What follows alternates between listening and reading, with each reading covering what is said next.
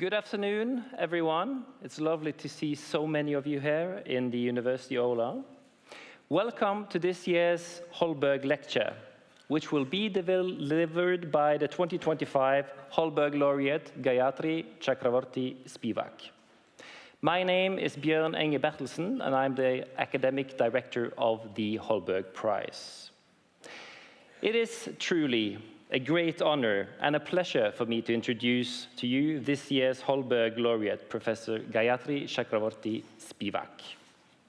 Born in Kolkata in 1942, Spivak is a graduate of the University of Calcutta and of Cornell University. Holding the post of University Professor in Humanities at Columbia University, she's one of the most influential global intellectuals today. And she's reminded me to mention this, her first degree is in music. Spivak continues to shape several fields in an interdisciplinary manner. These include comparative literature, translation, postcolonial studies, political philosophy, and feminist theory, to name a few. Her scholarship has been translated into well over 20 languages. She has taught and lectured in more than 50 countries and has received nearly 50 honorary doctorates and prizes from across the globe. Spivak's essay, Can the Subaltern Speak, from 1998, has become a formative text within postcolonial studies and beyond. Its global impact exemplifies her challenge to Western scholarship that occludes the perspectives of minoritized groups and their struggles. It was groundbreaking in starting from the experience of women in colonial India to examine questions of voice and power. Her concept of planetarity in her book Death of a Discipline from 2003 further developed this critical approach. It offered an ethical alternative to globalization. Among her many influential books are Critique of Postcolonial Reason from 1999, and Aesthetic Education in the Era of Globalization from 2012, and Ethics and Politics in Tagore, Coetzee, and Certain Scenes of Teaching from 2018. Now, the Holberg Committee highlights how Spivak is committed to an interdisciplinary critique of structures of power and knowledge in an unequal world.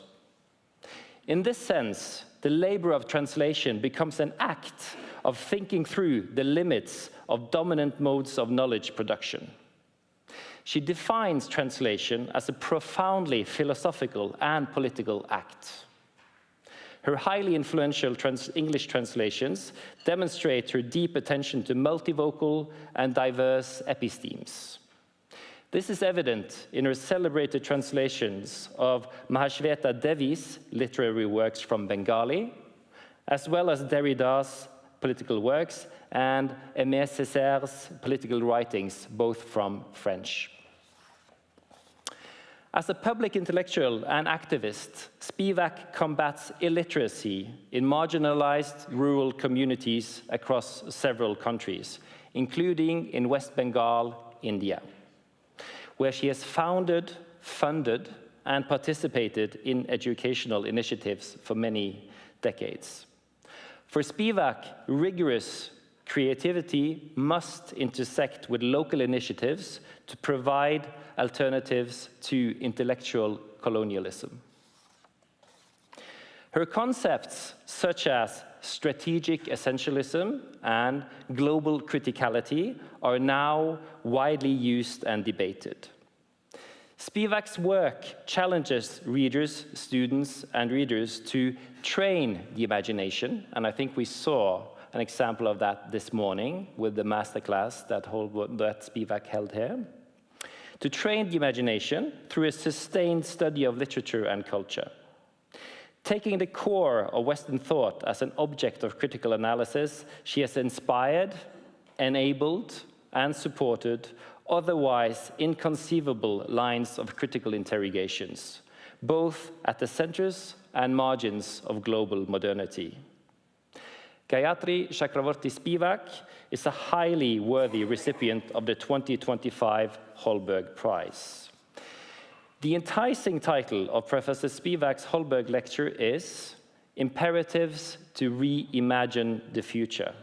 Gayatri Chakravorty Spivak, welcome once more, and the floor is yours.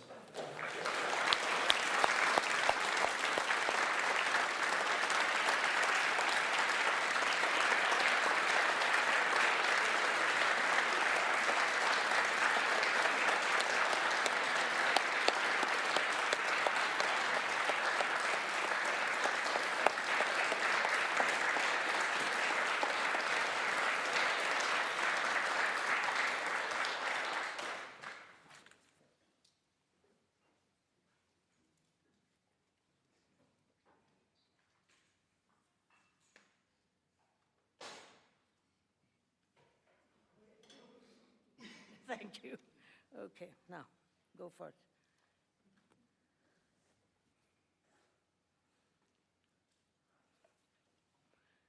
This can just be here? Okay. Well, let's see if I satisfy such a large audience. You know, I'm never sure. Very intellectually insecure. You know why? Because although my parents were incredibly supportive post-feminist, not post, but proto-feminist parents, once I entered a co-ed college, Presidency College, there was so much sexism, including the repeated remarks, oh, you won't believe this looking at me now. The professors give her good grades because she's so good looking. The really intelligent person is Shurudit Shin, the guy. So that really started a kind of intellectual insecurity which I haven't gotten over yet. Women in the audience, beware.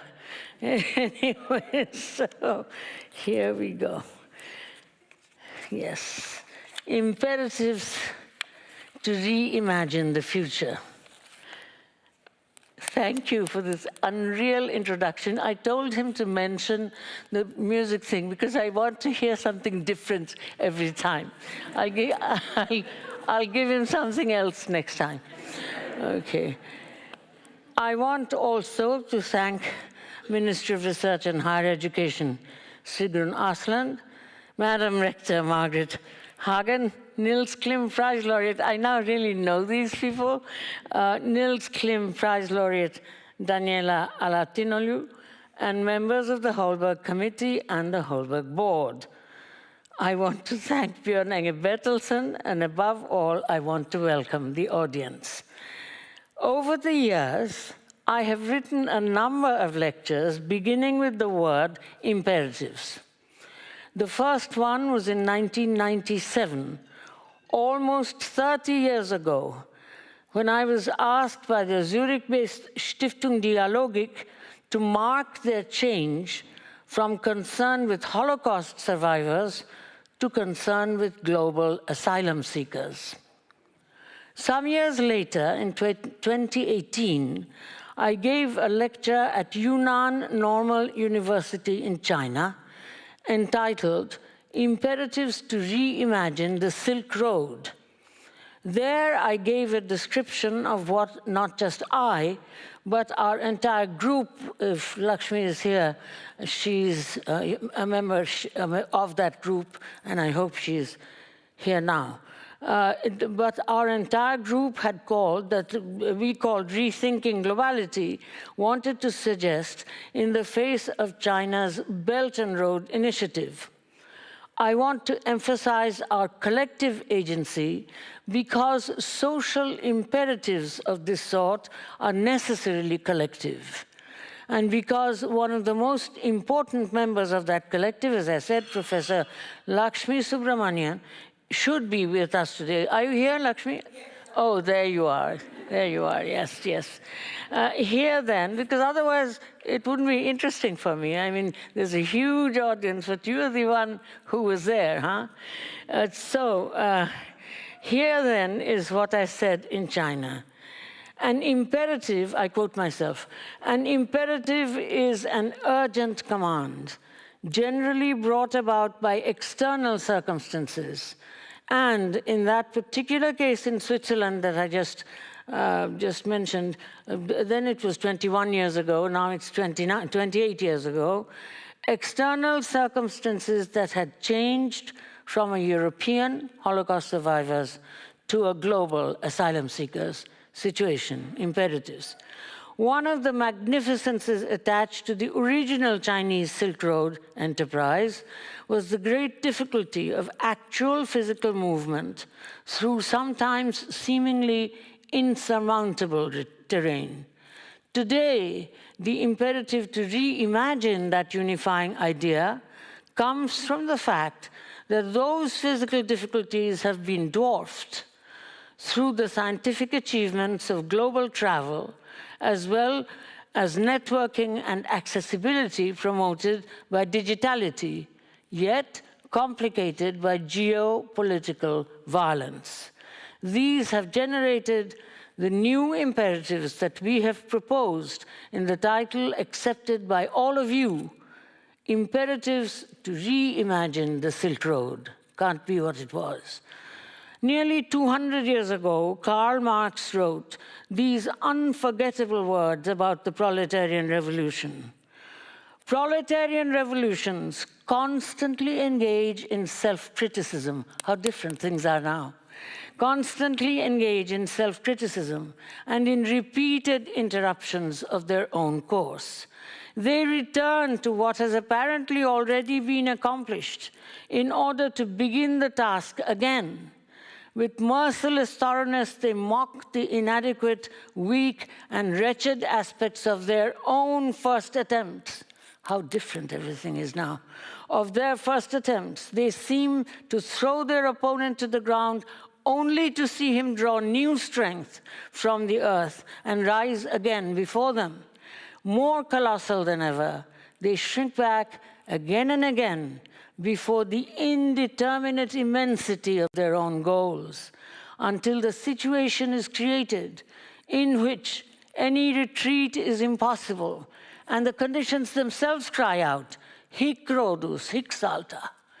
Here is the rose, dance here. Why did I say rose? Because, of course, one reads it in German. Hier ist die Rose, hier tanze. Here is the rose, dance here. What Marx describes here is an imperative brought about by external circumstances. In globality, we confront such an imperative today. Natural violence has created an imperative to develop a planetary view of the future. Violence of nature, floods, storms, droughts, and wildfires. A river in the sky because the ozone layer becomes more and more impenetrable. Plastic creating volcanic eruptions in the sea bottom. Fossil fuel use destroying our air. Cutting off of the Amazon rainforest, and indeed deforestation of all sorts, taking away clean air. Pesticides and genetically engineered seeds poisoning the environment and human health. Human health. The seasons disappearing, tsunamis and mudslides. The list goes on. This is the imperative. And the task of the humanities is to rearrange desires so that we learn to want differently, rather than think smart capital to supplement degrowth. By the end of this lecture, this sentence will have been fleshed out. All our plans encounter the limits of the future anterior, the past and the future, a certainty that something will already have happened related to the plans we are launching. Today, that past, in whatever future we can imagine, calls forth geological history, so that some of us think system change rather than climate change is required. This lecture discusses how the humanities can elaborate that change. Elaborate carries for me, a Europeanist comparativist, the Italian word elaborare. in its heart, a shadow of Antonio Gramsci, the activist political philosopher who is one of my brothers. Elaborare for Gramsci means to work out. Therefore, for me, this lecture will imagine here how the humanities can work out that systemic change. If, however, we think of the alternative system as an end, rather than a means to a forever incomplete end, ending in a planetary extinction written in geological history, we will spend our time defending the system rather than sustaining the impossible will to planetarity. I put here a parenthesis around the im. Some of you will know that that parenthesis indicates acknowledging that it is within a phenomenal impossibility that the conditions of possibility are lodged, and act accordingly. Therefore, this lecture is dedicated to Ahmed Abu Rizik, teaching in a tent school under Gaza great minds. The humanities beyond the disciplines, in the teaching and learning mode, can elaborate the will to planetarity in many ways. In 1997, when I first thought planetarity, I believe now that I was also offering a more robust model of secularism as an imagination of the transcendental, rather than a privatization of a belief in the supernatural, which is something else, attendant upon religious history in Europe, our general model of church and state, that's religious history in Europe. Why else would I have written the following sentence in that early essay?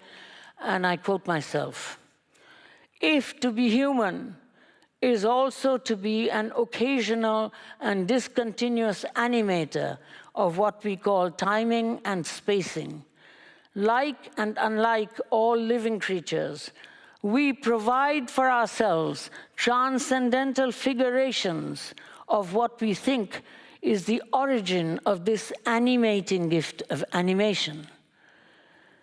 If there is any, the synthetic a priori, if there is any, mother, nation, God, nature, these are names, nicknames of alterity, some more radical than others. Planet thought opens up to embrace an inexhaustible taxonomy of such names, including, but not identical, with animism as well as the spectral white mythology of post-rational science. That's why I think I was thinking about a new model of secularism. From animism, as well as the spectral white mythology of post-rational science.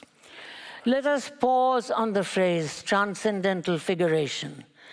Let us assume that the transcendental is, to follow Kant's remarks to John Locke, that for which one cannot find legal proof, but without which one cannot access experience. It is not to be confused with the supernatural. It is to be noted that without the intuition of transcendentality, we can neither mourn nor judge. Belief is the least interesting part of the functioning of the mental instrument. Rather than be reduced to belief in the supernatural, the working of the transcendental should be constantly de-transcendentalized by the imagination. This is why I can think of what is called religion from within as poetry, and why I work for training the imagination. My life has been dedicated to poetry, and yet I certainly do not believe in it. One might say that the ethical must also imaginatively be saved from supernatural injunctions. And in 2008, Tultul, my sister, was present in the audience. In 2008, I had found an example of such transcendental ethical practice in Sharada Muni Mukhopadhyay. My way of thinking moves, changing as the situation changes. Not all situational changes are sequential. In the case of planetarity and as environmental damage, however, because of a disproportionately large practice of damaging policy, we seem surrendered to a fast-paced sequentiality, so that the epistemological question has changed to how shall we integrate our reimagining into a general activist position against the Anthropocene and acknowledge the modernity of the fourth world. My smartphone has made me a member of B6, the future of philanthropic investment, exactly that to which I'm completely critically opposed. The future of philanthropic investment, that is not the way. And time will not let me develop this now, but I'm storing it away for future discussion. Our imperative today may be a completely fungible future rather than our perceived demands for inclusiveness and diversity alone. I speak, of course, in the name of my grandchildren. And is the first slide already on? Good. Now I need the first slide. I speak, of course, in the name of my grandchildren, her son's daughter. I speak, of course, in the name of my grandchildren, that the imperative today is to reimagine the possibility of an absurd future, a humanly random future, absurd and humanly random. We are now being played out by a greater planetary narrative where human accountability is way short of trivial. And within that step forward planetarity, we might as well imagine monstrosity as indistinguishable from the transcendental. For planetarity is not accessible to the value form, liberal or materialist. Some years ago, in honor of Juliet Mitchell, I presented a paper on the Transcendental as rape. It is a hard read, attempt it with a cup of tea when you're feeling expansive. In the planetary, the question of human value is absurd. I normally teach myself and my students the distinction between historical responsibility and personal guilt. That distinction does not disappear, but becomes somewhat irrelevant when we are thrust into early planetarity by way of the Anthropocene, unrestrained. I cite here a possibly resonant remark by an activist friend whom I greatly respected and whom Amitav Ghosh used, Tushar Kanjilal, an activist friend whom I greatly respected and whom Amitav Ghosh used in his The Hungry Tide. He wrote, Tushar, in Bengali is the translation, he wrote, I don't want to lose faith in mankind and thereby lower my guilt quotient. He wanted to keep that distinction between personal guilt and historical responsibility alive so that he could act in the face of the absurdity of planetarity. What then about activism? Let us now turn to a passage I composed in 2014. I'll cite myself. In spite of our forays into what we metaphorize differently as outer and inner space, what is above and beyond our own reach, above the sky is outer space. What is above and beyond our own reach is not continuous with us, as it is not indeed specifically discontinuous. We must persistently educate ourselves into this peculiar mindset of accepting the untranslatable even as we are programmed to transgress it by, quote, translating into the mode of, quote, acceptance. There's that, the parenthesis around the I am, so that we don't, well, let me not take more time. Here, what is being described is an example of my usual understanding of activist method. Given that we have happened on a planet, activism can only be short-term, undertaken in terms of an immediate definition of, quote, success. We cannot philosophize about grand world-saving goals. Yet, in persuading people, especially children, and I do teach children, especially children, to rearrange their desires, we do need a bit of easy philosophy, poetic philosophy, remembering that poetry is not for belief. Something like this: think and feel, the whole world is my home. This is a nice poetic philosophy and not untrue. The whole world is my home. The whole world holds me up, including the fire in its center and the water all the way down to the absurd ocean, quote, floor in a sphere. No one can throw me away from the world, even if somehow I were to travel in space. Ownership is a made-up thing. We cannot own the whole world, or each one of us already, quote, owns it, in the only way that it can be owned, by contributing to the whole of it. And you'll see why I say this to the children in the villages. Easy philosophy that is needed, poetic philosophy, so that children can be moved. In my acceptance speech for the Holberg Prize, I will say tomorrow that my method is to learn from below, as has been repeated a number of times, to learn from my mistakes. Imagining the impossibility of a planetary future, one is hung loose in the eternal immediacy of subaltern time. I always use subaltern in the Gramscian sense, small social groups in the margins of history. I tried to describe subaltern sense of time in my remarks at the Shanghai Biennale some years ago, but not to much avail. I quote myself, "Art has been so open to conceptualization millennially because one of its universal characteristics has been to transform the trace to sign, that it sometimes forgets that it starts universalizing into the possibility of accessing a held-back time in which nothing resembling history can yet happen, an empty time, and lived as empty, the time of their condition itself." This last sentence, you wouldn't believe it, is Althusser. So I'll repeat it. The art wishes to access, I quote, a held-back time, arrêté, badly translated into English as something else, a held-back time in which nothing resembling history can yet happen, an empty time, and lived, subi, translated badly, and lived as empty, the time of their condition itself, end of quote.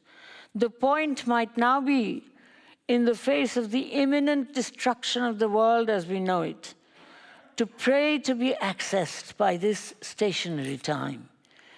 Since human accessibility to planetary time, measured in light years, can only be negated as affirmed by human calculus externally. Yet the cracked and now hyper-real, and that means, quote, reality with nothing real to back it up, yet the cracked and now hyper-real story of historical advantages promising a future that has not been reimagined still leads my Columbia students to a sense of exceptionalist euphoria. One choice, of course, is to say, go ahead, play at being custodians, when what you're really doing is using the fact that the human is not nature. The human makes more than it needs. Anthropocene as mere excess, whereas the earth is, by the seeming non-identity via agriculture, that apparent excess is how primitive accumulation enters into the first social formations through the capitalization of land. Yet the earth is identical with itself. This is the basic difference between human and nature. The Anthropocene is natural to the human. Placed in a situation of two humanities teacher jobs, one among the superpower wishing to help the, quote, marginalized, one among the Bengali subalterns going from day to day, I can fill my day with the effort, now for nothing, to push the student's desire around, although it can no longer bring anything about. Could it ever? And why not learn to read? This is my self-set task for the US student. Learn to read. I try to get into a shared epistemic or imaginative space involving reader, text, and me. I read the language of the text as reading signals rather than seams. The difference is slight and hard to teach as habit rather than skill. Somewhat more word-focused than I would like. I read 4 books this way in class this last semester. Herland by Charlotte Perkins Gilman, Seawall by Marguerite Duras, Pterodactyl by Mahashita Devi, and Oil on Water by Helen Habila. Perhaps the students learned something about displacing themselves into the text space. Perhaps the semester's worth of practice will allow them to fall into this move if they're confronted by a situation that requires an ethical reflex. Perhaps they were able to sense the bourgeois author's sense of the subaltern texture of climate change suffering. At least they learned about Ken Saro-Wiwa's brave resistance and death. I have always asked the question, does reading these books lead to good activism?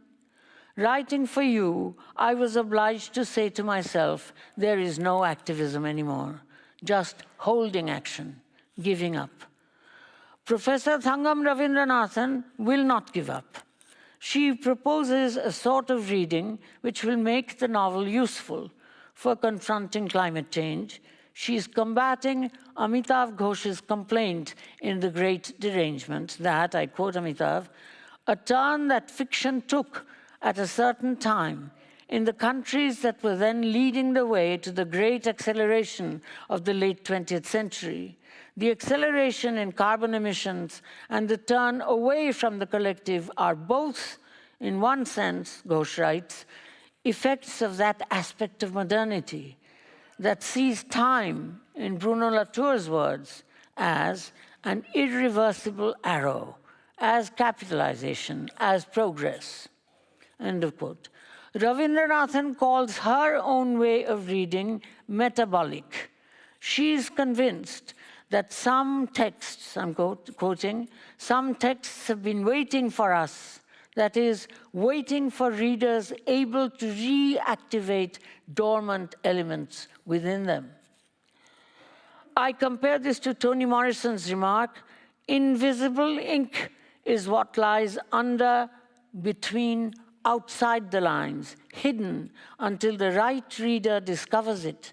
The reader who is made for the book is the one attuned to the invisible ink.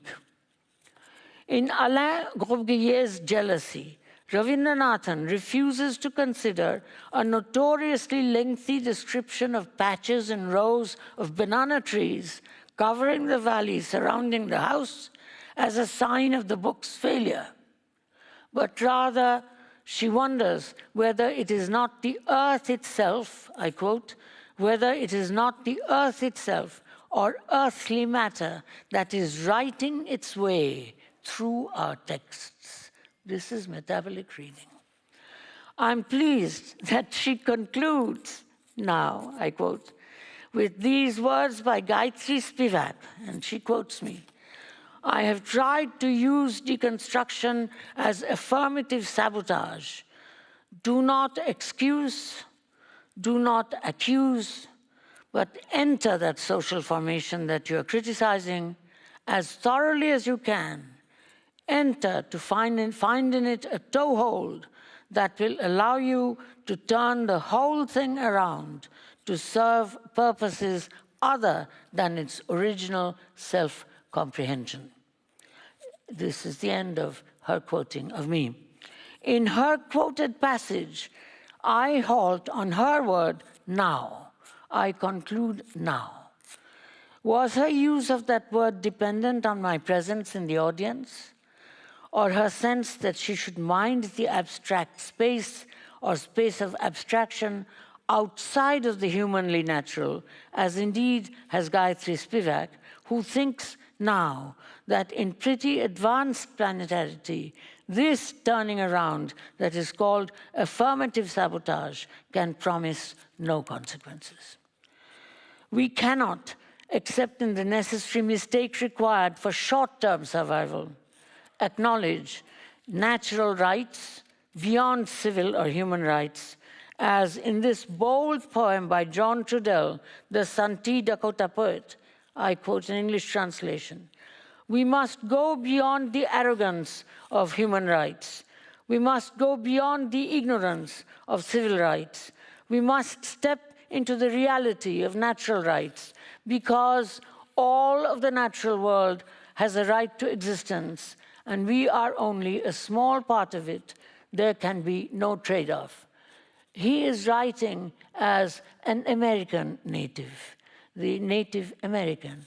But this is not where I am. I repeat what I have said above. In spite of our forays into what we metaphorize differently as outer and inner space, what is above and beyond our own reach is not continuous with us, as it is not indeed specifically discontinuous. But this too I have said, yet in persuading people, especially children, to rearrange their desires, we do need a bit of easy philosophy, poetic philosophy, remembering that poetry is not for belief. I embraced John Trudell then. Easy philosophy, attractive philosophy, not for belief. So I won't just say I can't do this. He's American. I embraced John Trudell then, as I embraced Tangam Rabindranathan, not because they're right, but because we need them. In the elite humanities classroom then, we learn to deny the human, except in short-term planning. Imagine a cut future. Not a horizon, but a porch. Not a horizon, but a porch. A consoling practice of reading, temporarily taken as permanent, beautifully articulated by Rabindranathan. I quote again, "A more haunting question for me," she writes, "concerns the status of the knowing of a novel that carries inscriptions of intensivities or forms of degradation not necessarily understood as such." It's boring for most of you because I'm speaking as a literary critic. Just bear a little, it will become more interesting. The minute I talk about the villages, Europeans are just like, orgasmically happy. So we'll see. I will come to that. I will come to that. So let me be a literary critic for just a minute longer. A more haunting question, she writes, for me, concerns the status of the, quote, knowing of a novel that carries inscriptions of intensivities or forms of degradation not necessarily understood as such in its time. Is this knowledge located in the characters, the narrator, the author, the quote text, or is it of a different, earthly, unearthly order altogether? This exorbitance, she writes, has been for me one of the principal lessons of deconstruction, and I have found myself wondering at times during this reflection whether it is not the earth itself or earthly matter that is writing its way through our texts. End of quote. To make the planet instrumentalize us into planetarity, the earth itself writing its way through our texts, the most moving desire to confront the irrelevance of the human in the planetary system. Rabindranathan signals to us that this is just noematic. Noematic, in other words, somebody is knowing something. This is the form in Husserl of the Sinne, or sense. This is just noematic in the sense of the European philosopher Husserl, who, at the end of his life, had tried to confront the irrelevance of the Jew for Christian Europe, represented by his own former research assistant, Martin Heidegger, who locked him out of the library and out of his own office. I found myself wondering at times, Rabindranathan writes, occasionally, in other words, occasionally I found myself, not necessarily through the logic of intentional deliberation, in other words, and even then, not always, but only occasionally during this reflection, and not in an assertive, but in a questioning mode, whether it is not the earth itself that writes its way through our texts. And then she does affirm through me, as I read, my affirmative sabotage, which I am really now revising in a certain way, where the affirmative is just philosophic play. Turn around the original self-comprehension of the planetary system. This is what my quote would indicate. It's impossible. What is the original self-representation of the planetary system? It's a bogus project. Turn around the original self-comprehension of the planetary system, the impossible task of unearthly readings, the impossible task of the humanities teaching reading beyond the disciplines. So much for the research university where I teach, hoping to produce collective policy intervention. As we read this, because these are people at the top, right? They'll go out of the university and become effective in global society, Americans. So much for the Research One University, where I teach, hoping to produce collective policy intervention as we read our world as Earth, beyond the disciplines. What about the ungeneralizable subaltern schools, where I also teach? These people have mostly not ever moved out of the environs of their villages, never seen an ocean or even a lake, never seen a hill or a mountain, and in their state-issued textbook, the Earth and the sun and the planets are small balls, and the Earth seemingly larger than the sun. And nobody bothers to explain for this level of student, right? No one. And they are the largest sector of the electorate. The Earth, seemingly larger than the sun, is described as spinning like a top, which relates not at all to their experience. Who feels the Earth spinning like a top? It's spinning like a top. So there is no cartographic sense at all among them. I wish I could go into detail here of how we sit on the ground together and, quote, sense the Earth's impossible roundness and, quote, sense ourselves into its slow revolution, and with the help of my friends and relatives on the other side, learn heliocentric day and night at once via Google Video. We are in the daytime, she is at night, and we talk, and there are pictures. They remind themselves of gravity, since these friends are hanging upside down on the other side of the globe and yet not falling off. And for them, we are hanging, but we are not falling off. But that still does not bring us into planetarity or show its discontinuous alterity. They do not read books, apart from the textbooks from which they teach and from which they passed their exams in the past, my teachers. I gave my supervisor, Ujjal Lohar, a man in his late 40s, so-called untouchable, a man in his late 40s who has studied up to class 7 in the state system and with whom I have worked now for over 20 years, and who had never read a book. A book on science I gave him, prepared in Bengali for imagined high school students by diasporic Bengali scientists, Shaktidar in California, by diasporic Bengali scientists in the San Francisco Bay Area in the United States. Ujjal, my supervisor, read this first book of his and said to me, "Sister, the outer space is something else. Mahakash, ki vyapar. The outer space is something else." Therefore, I prepared a tiny video clip for him, subtitled in Bengali, and shared it with my two teachers, Sundari Kisku and Budin Hemram, and with Anirban Bhattaji, my assistant director.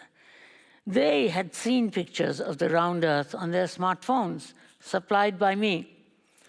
Now they saw it through human eyes. I invited them to imagine that outer space was cross-hatched by lines of force that made the planets move, and discussed European antiquities' imagination of the music of the spheres. I talked to them a lot about the spacewalk. I talked to them a lot about the intolerable heat of our fiery young sun. And I sent them a video of the music of the sun. Now I want the next video, Spacewalk, which I prepared for them. Yaw is a 2. Switching. See, Single-handed out the space operations are is something. fine, static, and with dynamic disturbance. Switching to left hand.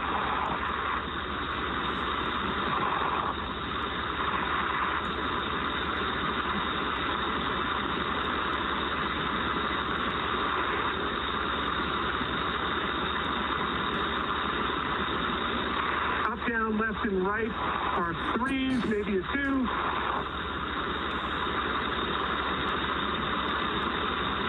Pitch is a 4.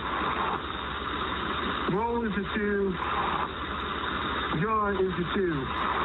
So these are the suit mobility checks that Jared is Single-handed performing. operations, dynamic and with disturbance are all adequate. Test matrix 1 complete. HUD check, 5.3 psi, 48% RH, 33.9 Celsius. SpaceX copies test matrix 1 and HUD readout.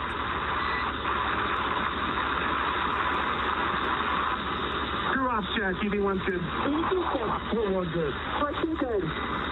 Okay, stepping into vertical translation. We're going to start with the horizontal bars.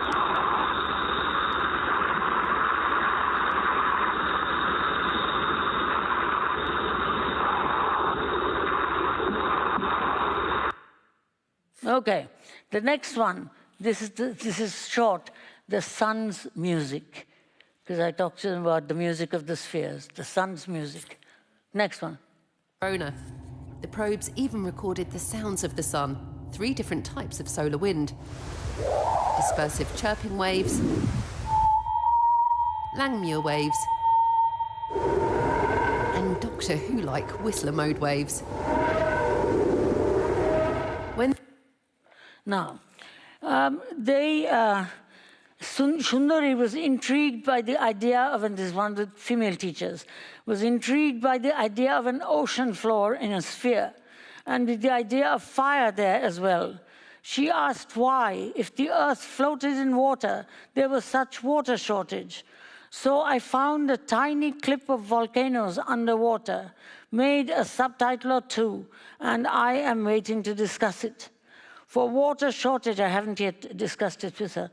For water shortage, I showed her Namibian women learning to live with drought rather than offer an explanation. Sundari, my teacher, will learn to learn if I can supply initializing answers. Here are my 2 attempts. Okay, the next 2 slides, videos. This is where gases escape from cracks in the Earth's crust, often found near volcanoes. All of the bubbles in here are CO2. Now, if these bubbles couldn't get out and they were trapped, that's what would cause a volcanic eruption. Okay, this is volcano, the next one. Whatever we do, we are going to have to adapt to a hotter planet. In Namibia, amid a dusty landscape baked by drought, there's a vivid patch of green where a class is being taught how to cope without rain. We know now, maybe in the next 2 to 3 years to come, we don't know even whether we're going to get even a single drop of rain. And therefore, we need now to come up with something which is going to help the children. This speaks to them absolutely. So this is the next 2. They are so far below the NGO radar that they're not often bothered by human rights advocates.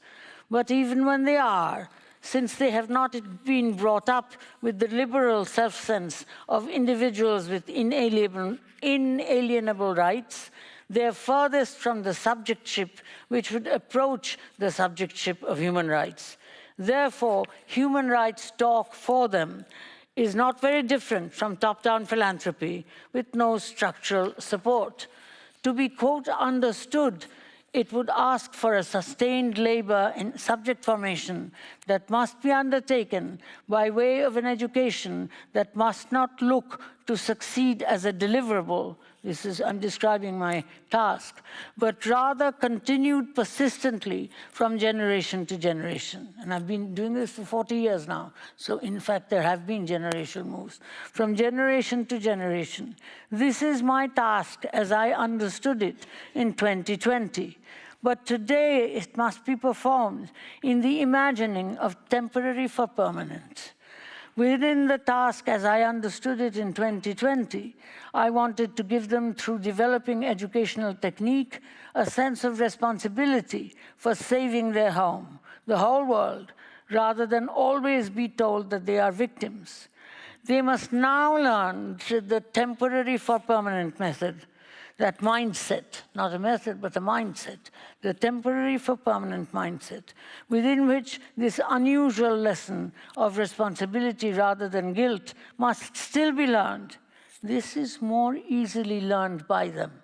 This is more easily learned by them than by us, because the insubstantiality of life is their daily sense of things. So here, teaching is easier than teaching the Columbia people. It is temporary for permanent, given where the Anthropocene has brought us. Even a year ago, I thought long-term. As I wrote, we have been copying bits of television programs that show climate disasters, that speak to the subalterns who are my students, teachers, and supervisors. We have been subtitling them in Bengali. When the program is copied, we make a cut, I wrote, that has been accessible to the subaltern group that we know. And then, per yet another new thought, we are thinking of putting subtitles in as many subaltern languages as we can access. This can, of course, be magically broad, but there is no subtitling without access also to actual subaltern groups. This has to be earned. Our standards, real access, textured access that I described in my other talk, this can, of course, be magically broad. Our standards will be tough, since we undoubtedly will not have much money. And our goal, use these clips without interpreters, to make the subaltern groups feel the responsibility for looking after Mother Earth, rather than only be defined as victims. A huge collective project. Produce this worldly subject, resonate with Gramsci, with Du Bois, with Tushar Kanjilal, whom I quoted, my dear friend, now dead. Even then there was a problem. Those who were most eager to join the project, Columbia side, Europe side, had no plan to get to know subaltern groups texturally, none. That's hard. And assured me that they could offer me databases of appropriate video clips, not understanding at all what I was talking about. Not realizing that my task had been to imagine the working of damaged cognitive machines so that I could choose clips that would speak to them, rather than just content-wise. Remember what I said about separating the poetic content and why poems. Okay, but the world's wealth of subaltern languages would have been a challenge, not a problem.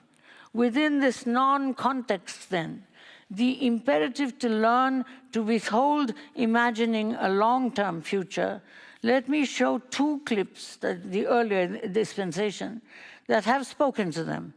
The one about water, the second on plastics, that was a direct reminder of their responsibility to rearrange behavior. The next two, please. Barrier in London. A giant defense against the sea. It was built long before anyone worried about global warming, but things are very different now. The job of the barrier is to keep London safe from flooding, and right now it's coming up to high tide, and the great steel gates are holding back a phenomenal volume of seawater that would otherwise enter the city and potentially cause disaster, which is why climate change matters so much here. They're constantly watching the projections for how much the sea is going to rise. It's also why we'll probably need a bigger barrier by 2070. While some countries can afford gleaming steel structures like this, most others can't. In 2009, we saw seawater pouring into this village. The flood was so deep, a boat was the only way for us to get around. And the only defense was a wall of mud that was broken. People were struggling to repair it, a human chain passing handfuls of mud to fill the gaps to try to hold back the sea. The big worry here, of course, is if the forecasts of climate scientists are right and the sea rises even more, maybe by a metre by the end of the century, well, how on earth are these millions of people going to cope?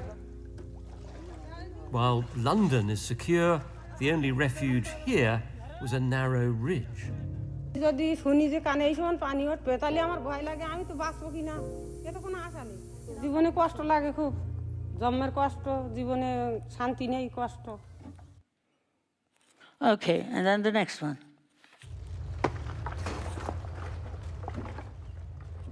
In Indonesia, we filmed these soldiers trying to clear a river jammed. And they throw plastic all over the place, these characters, my students and their teachers. That seemed pretty futile. At a certain point, they had asked me to go through the earth lesson. Remember I talked to you about sitting and thinking of the roundness and feeling the revolution. It's very interesting, but I can't describe it, no time. They had asked me to go through the earth lesson with the entire village, guardians included. I now think it was because they felt this knowledge should be available to their contemporaries, their elders. The first time around, I had thought their request unreasonable and had an earth class, beginning with the youngest, that did not amount to much. Writing for you, putting Rabindranathan and my Santal teachers together, I have learned from my mistake. And we will see in July, when I go back, if we can perhaps redo the class. If middle-class readers of international novels are taught to wonder if the earth speaks through their texts, like Rabindranathan, these men and some women must be able to protect themselves from the impossibility of imagining a future by claiming the earth calling them in some way. The goal of these schools had been to see if a pedagogy could be developed that would insert the intuitions of democracy in subaltern children. That is why you shouldn't say, I command illiteracy. No. Literacy by itself is no use. It's a good thing. But the goal of these schools had been to see if a pedagogy could be developed that would insert the intuitions of democracy in subaltern children. I now can see that the everyday sharing, textured practice of democratic habit formation has entered their agency concerns. Because of this request, show the earth thing to the whole village. And I will only do things that they know to ask. Okay, remembering the temporary as permanent imperative, our attempt to do the earth class with a group of generally illiterate and poor adults will be a challenging response to this imperative seeming to invite or impose a double bind. In 2023, Professor Denise Ferreira da Silva at New York University invited me to a group conversation about democracy. I asked my village teachers to send me videos because after all my project is this intuitions of democracy stuff. So I want to see if I'm getting through, right? So I asked my village teachers to send me videos. I choose 2 out of the few they sent. Next video, please. This is the woman now. তোমার নাম কি? Srimati. তুমি vote দাও? হ্যাঁ. This is the woman. Now the next one. আচ্ছা দাদা আপনার নাম? আমার নাম হচ্ছে বাবলু মাড্ডি। আচ্ছা দাদা আপনি তো ভোট দেন? হ্যাঁ হ্যাঁ দিই। আচ্ছা ভোট দিলে কি হয়? ভোটের মানে কি একটু বলতে পারবেন? বলতে পারছি না, ভোট সবাই দেয়, আমিও দিই, কিন্তু মানেটা কিচ্ছু জানি না, বুঝতে পারি না মানেটা। তার মানে ভোট মানে কি আপনি জানেন না? না না। আচ্ছা ঠিক আছে। সবাই দেয় তাই দিতে যাই, চলে আসি ভোট দিয়ে।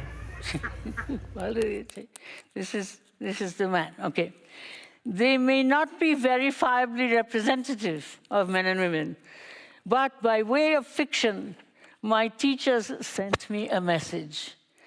We do not know what it is to vote. The man says so openly, and the woman is not asked. The man might have been lying or joking, and the woman might have been able to explain what it is to vote. That is not the point. The point is that the videographic fiction sends us the message, teach us democracy. Further, that they know enough to know that they do not know enough. Structural democracy is planning for the short-term future. Structural democracy, short-term future, clean elections, until the next elections. Possible even in these trivialized times, even if the time for textural democracy, in the robust epistemological felicitous sense of democracy for other people, democracy as persistent revolution, may well be over, as mere human greed unleashes a wounded planetarity. Think of the implications of this, please, as a lesson to me from them. Structural democracy, still possible, even in these trivialized times. Think of the implications of this, please, as I thank you and sit down.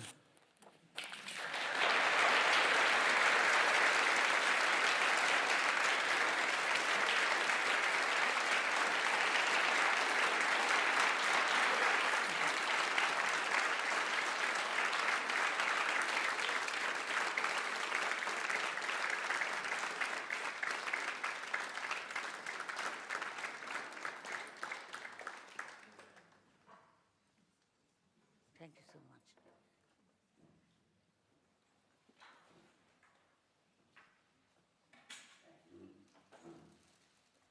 Well, thank you very much indeed, Professor Gayatri Chakravorty Spivak, for a truly wonderful, thought-provoking, and may I say, moving Holberg lecture. I'm sure have inspired many here.